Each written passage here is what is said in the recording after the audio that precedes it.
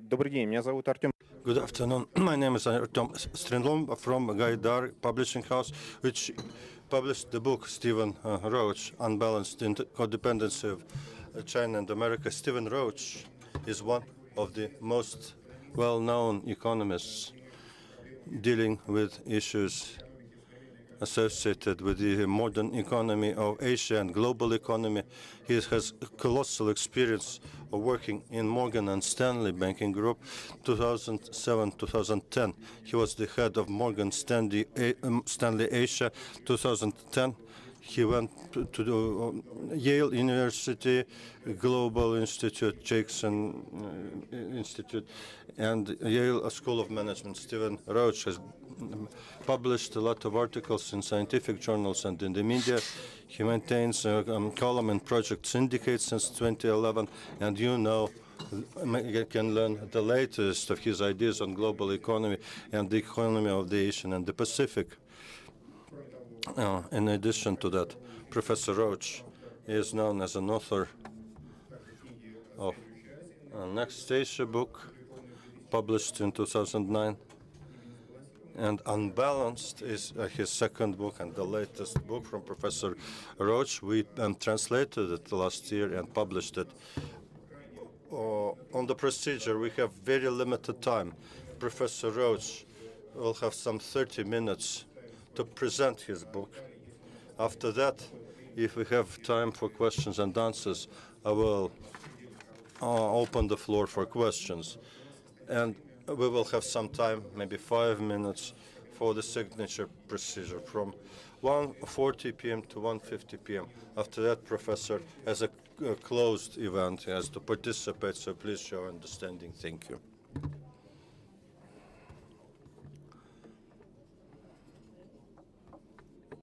Thank you very much. Just a little bit of background on my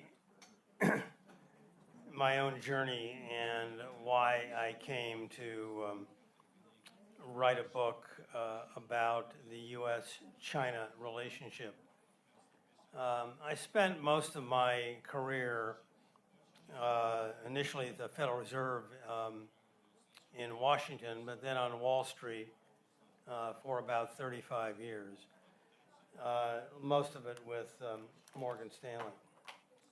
And, in the Morgan Stanley career, I could divide it into two pieces.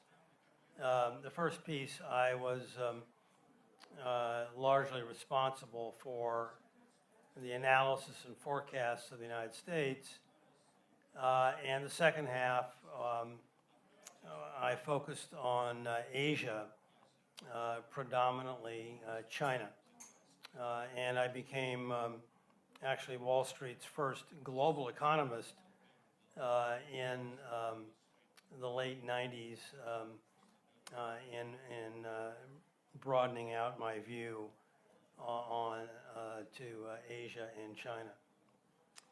And the pivotal moment for me came during the Asian financial crisis of 1997, 1998, when Asia, the so-called growth miracle of the world, was in serious trouble and was sparked a deepening crisis throughout the region that spread to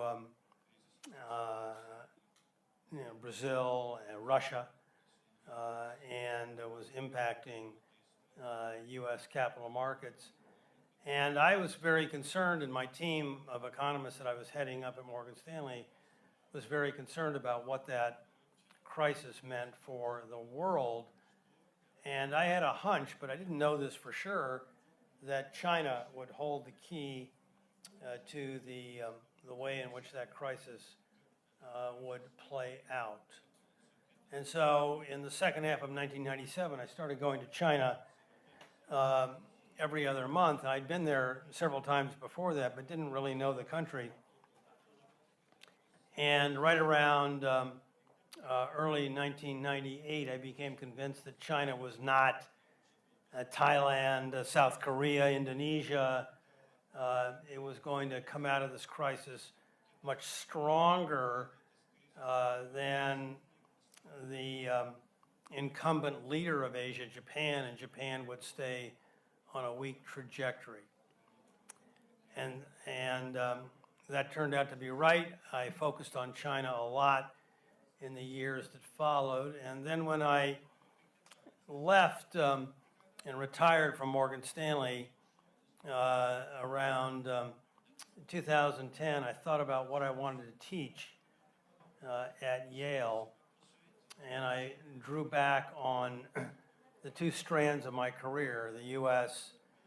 And the Chinese piece, and decided to put them together and focus on the relationship.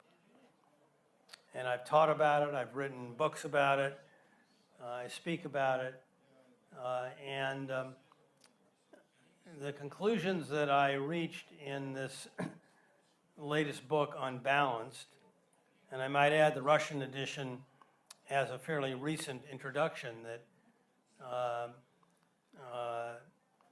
was written just a year or so ago, as opposed to the book itself, which was published at the end of 2014.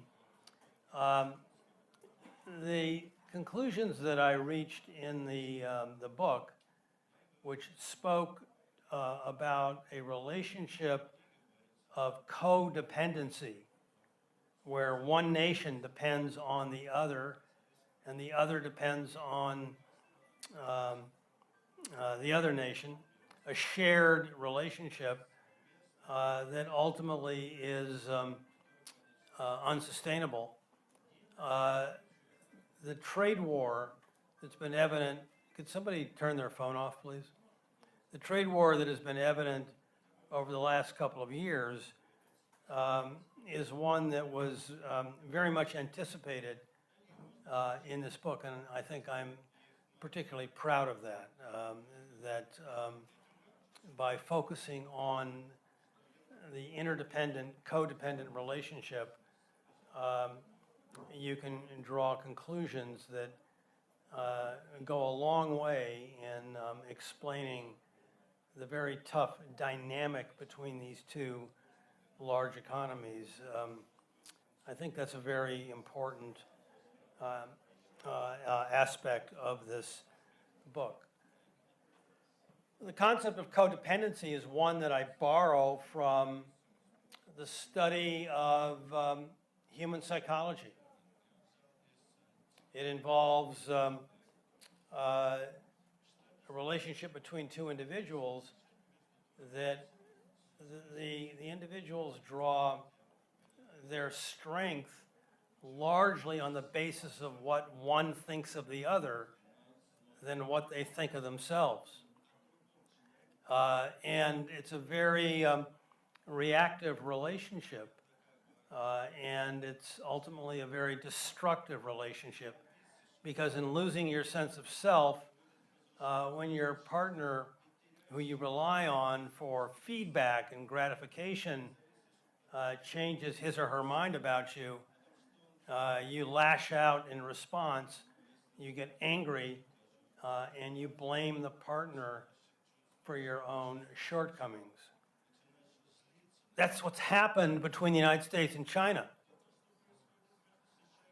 We came together in the late 70s and early 80s, not because of love, but because of economic necessity. The United States was struggling with economic growth in the late 70s, stagflation, low growth, high inflation. We needed a new answer for our economy. China was struggling in the late 70s. Mao had died, the economy had come out of the Great Leap Forward, the Cultural Revolution. It was on the brink of failure. And Deng Xiaoping knew that China needed a new answer for economic growth and development. We came together in a marriage of convenience. U.S. consumers offered China demand for an export-led growth model.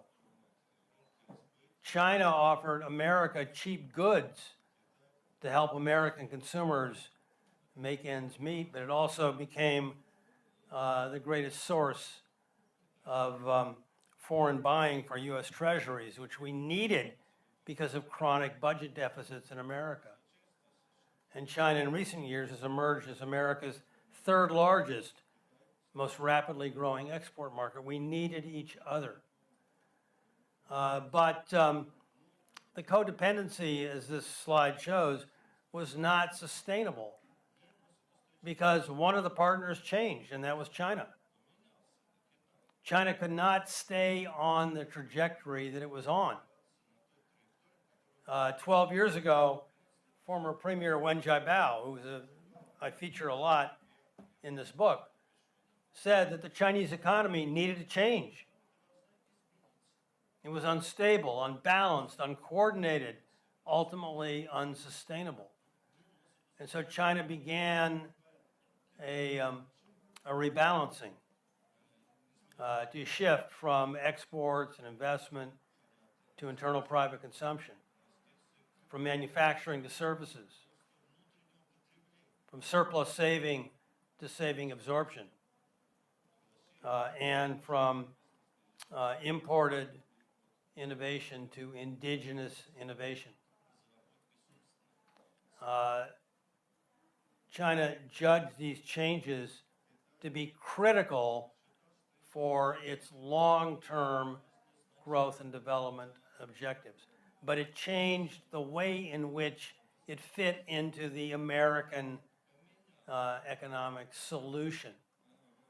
And just as the psychology of codependency suggests that when one partner changes and the other doesn't, it causes friction, that's exactly what's happened with respect to the economic relationship between the United States and China.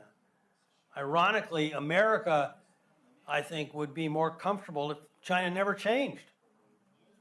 We feel threatened by change in the United States. We want China to do it the old way. Just give us cheap goods, give us capital, and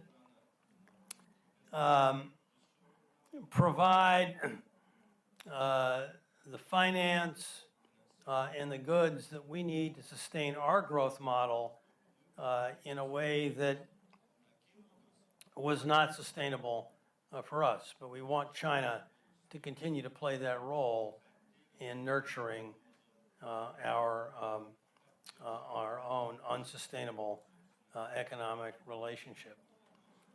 And China has said no.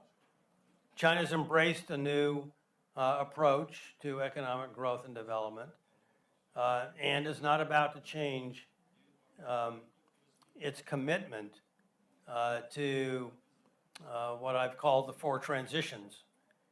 And to repeat again, moving from exports and investment to consumption, from manufacturing to services, from surplus saving to absorbing that surplus to fund its social safety net, and from imported to indigenous innovation.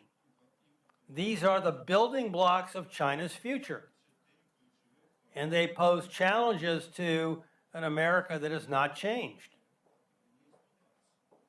And the trade war, in many respects, is a very visible manifestation of a framework of codependency that has been altered by one of the partners that wants to change. As the psychological model would predict, the partner that feels scorned, in this case the United States, lashes out in response to blame the other partner for problems of its own making. As I said, for those of you who were in this earlier session, the trade issue is a classic case in point. The United States doesn't save. And when you don't save and you want to grow, you run trade deficits with lots of countries. You have a multilateral problem. And we want to blame China for that. China's the biggest piece, but there's over 100 other countries we run trade deficits with. We've done this before, unfortunately. 30 years ago, we blamed Japan, just the way we're blaming China today. And that didn't work out very well for Japan, and China is very mindful of that same outcome should it choose to go down the road of Japan. There's a section in the book that I wrote in late 2014. It's called A Bad Dream. It was written at the time, it was pure fiction. You know, it talked about an unsustainable codependency that led to a trade war, and it traced out how a trade war would play out.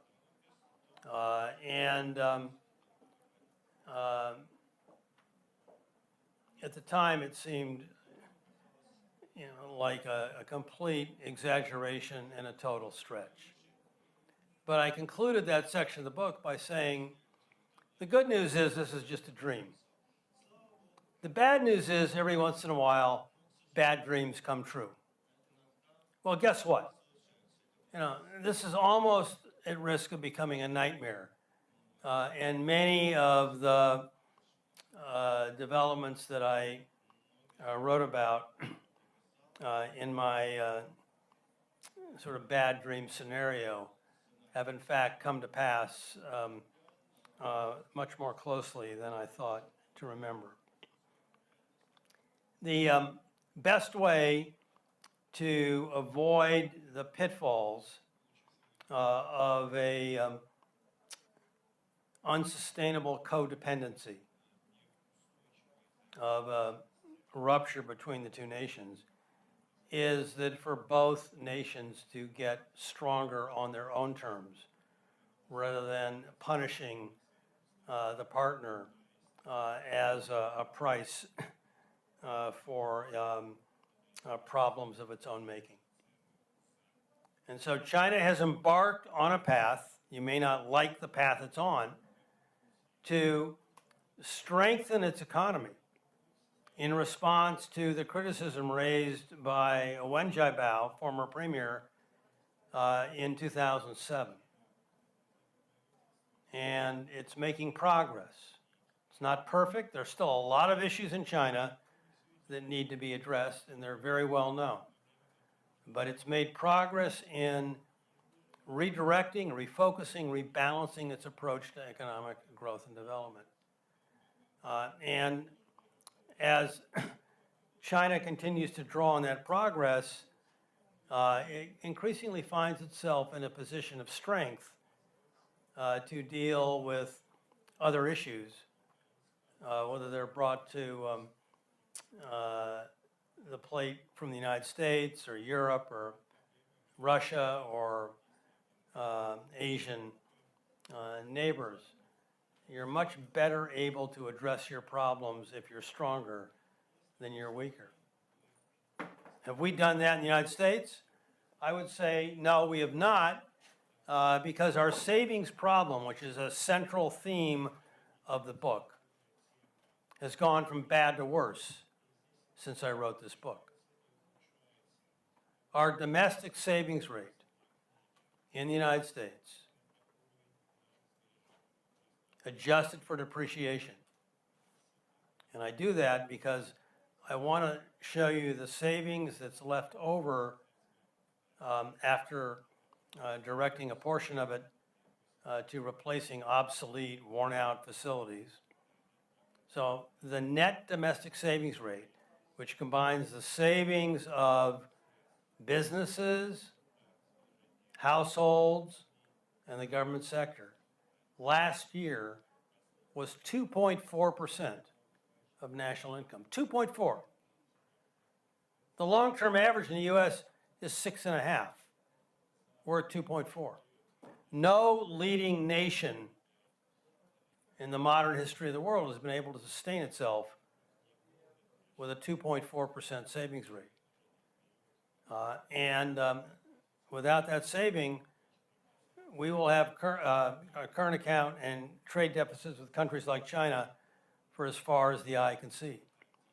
The U.S. Congress and the Trump administration have passed major legislation, especially the tax cuts of 2017, that will keep the budget deficit enormous and expanding for at least the next decade, if not longer.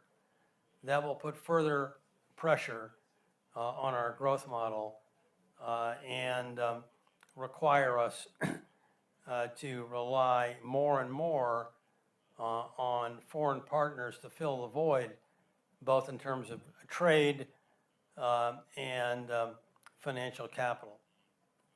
And so now we're attacking China, which has been the major source of foreign goods and foreign capital for the United States over the last 15 years. That is not a good strategy for us. So to get out of the quagmire of an unsustainable codependency requires China to rebalance, and it is, requires also America to restructure and rebalance, and it's not. And so that's a worrisome prognosis for the years ahead. There's a lot more to the book than that, but, you know, I was always told you don't reveal the ending or no one will buy the book. So, we have some time for questions. I had a whole bunch of slides I was going to show you, but I'm not going to do that. У нас есть 10 минут на вопросы, пожалуйста. We have 10 minutes for questions.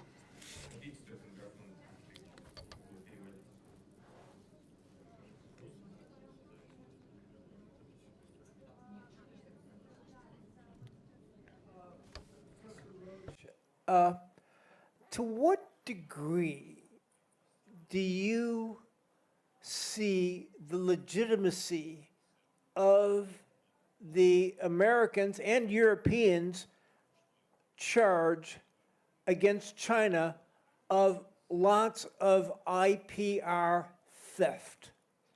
It's, you know, again, this was an issue that was a big issue some years ago with the TPP, if you remember. It's been an issue for many years, and how do you see that? Thank you. Yeah, that's a great question. I think I'm, one of the few in America who thinks that these charges are vastly overblown. I've looked very carefully at the complaint that was published by the U.S. Trade Representative Robert Lighthizer in March of 2018, which laid the foundation for the tariffs and the trade war. Right. Unfair practices. Right. And the charges of forced technology transfer, intellectual property theft, very serious, and in fact are probably the most important charges that were raised in this 182-page document of March of 2018. They're based on very weak evidence. The forced technology transfer is a issue that's a critical case in point. And the idea that companies that who want to do business in China are coerced against their better wishes into turning over their proprietary technology. What is not widely appreciated is that Mr. Lighthizer, the U.S. Trade Representative who raised the charges, admits in the very report that he has no evidence on which to base those charges. Go read the report. Go to the USTR website. Page 19 of that report admits he has no evidence that the forcing mechanism is not one that he can document in any way whatsoever. Well, that's outrageous, number one. Number two, it misses the critical point that when you are a U.S. multinational who wants to do business in China, no one forces you to do that. You elect willingly to engage your partner as a strategic opportunity for your parent company. If you don't like the terms of engagement, don't do the deal. I was involved, I was a member of the board of directors of a well-known joint venture in China. I was never coerced to do anything. In terms of the allegations of intellectual property theft, the evidence that the U.S. has presented, which was your question, there is a commission of very illustrious Americans called the IP Commission that provides estimates of the amount of intellectual property theft that the U.S. suffers every year at the hands of the Chinese. The estimates are ridiculously broad. They say anywhere from $200 to $550 billion a year is lost to the Chinese. Again, they're not based on any evidence. They're based on models constructed by consultants and by the OECD that connects projected loss of intellectual property to characteristics like drug trafficking, occupational hazards. No concrete evidence whatsoever. And that same evidence was introduced into the Phase 1 agreement that was revealed for the first time ever yesterday. I've also looked at the Phase 1 agreement since it was published yesterday. I can't say I've had the chance to pore through it in great detail, but the one section that I note was amazingly thin and sketchy was in this issue of forced technology transfer. Nothing was agreed upon, nothing was argued, and very little new in the way of insight into this issue was raised. So again, I'm not here to rehash what I did in the session before this. I just want to stress that this book, which I make zero from if you buy it, I'm doing it because I believe strongly in getting the truth into the debate, urges you to think about this trade conflict as a relationship problem, not a China problem, not a US problem, but a problem that is embedded in the way these two nations are linked together. And it's the only book of its kind anywhere that explores this critical issue that bears so much importance for the global economy from the standpoint of an unhealthy and ultimately unsustainable economic relationship. You must buy it.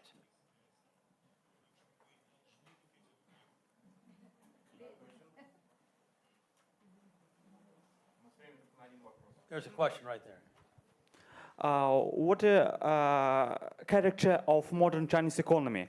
A central plan system, free market system, or mixed economy, also known state capitalism, on your opinion, and why? Thank you very much, Professor. It's a blended system, and it shifts back and forth depending upon circumstances. There's a dynamic, rapidly growing, entrepreneurial-driven private sector that is at the leading edge of driving the Chinese innovation model, which is very powerful.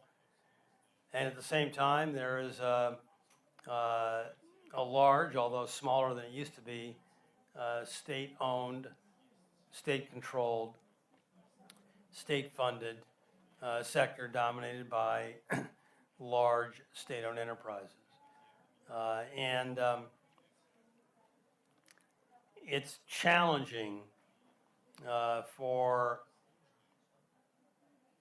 the leadership, the nation, to manage a blended system without getting into inconsistencies and imbalances. And that's an enormous issue that Chinese policymakers and the leadership has been grappling with really since the onset of the Deng Xiaoping reforms, but even more so in recent years. Xi Jinping has really changed the dynamic. It had been shifting more steadily, year after year, decade after decade, from the state to the private sector. And, you know, in the 7 years that Xi Jinping has been in power, the pendulum has swung back into more state control and away from the dynamism of a private market-based system. Some of this reflects his strong view that the party which sits atop the state-directed system had become corrupt and needed to deal with that corruption in a way that it had never done since the onset of reforms and opening up. But the swing has gone further than one that might have been explained by this anti-corruption campaign. And you know, that's a worrisome development for many of us, myself included, for where China is going in the years ahead. I'm hopeful, and so far my hopes have been disappointed, that the emphasis on the control by the party, the anti-corruption campaign itself, that dynamic will come under some control and be more limited in the years ahead. That hasn't happened yet. Doesn't mean it won't, but it hasn't happened yet. I think ultimately it needs to happen to make sure that the Chinese economy, blended as it is, stays blended and doesn't go back to its old state-dominated, state-directed model of ownership and resource allocation.